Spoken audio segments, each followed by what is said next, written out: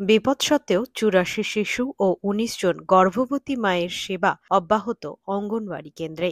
জলপাইগুড়ি জেলার বানারহাট ব্লকের চানাডিপো জঙ্গলের পার্শ্ববর্তী এলাকায় অবস্থিত এই অঙ্গনওয়াড়ি কেন্দ্রটি প্রায় ১ বছর আগে হাতির আক্রমণে ব্যাপক ক্ষতিগ্রস্ত হয়।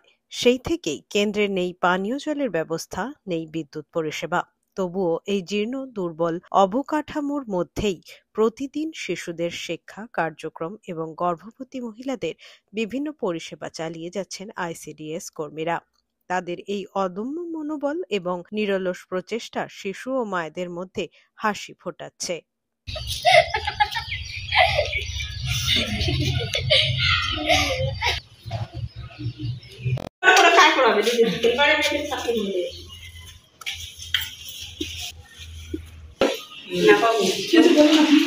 अरे वही उठा कर बोल जैसे जाना गया भी तो सीधे वो आला बस ले वीडियो कॉल को काय दिले ছাত্ররা কেমন আছে কেন বাবা হেল্পার নাই আমাদের ঘর নাই সেন্টার নেই নাই ভাড়া নাই বসিয়া জায়গা নাই পানি নাই তো আসলে এই জায়গা নেই বসে ফটোটা নিয়ে দিন দিন পুরা আড়ে লাগে দেখো না আলা আছে তো গোটা তো নেই গোটা রে না নাই ঘর পুরো থেকে জায়গা নাই আমি তো দিও দিম না মই জায়গা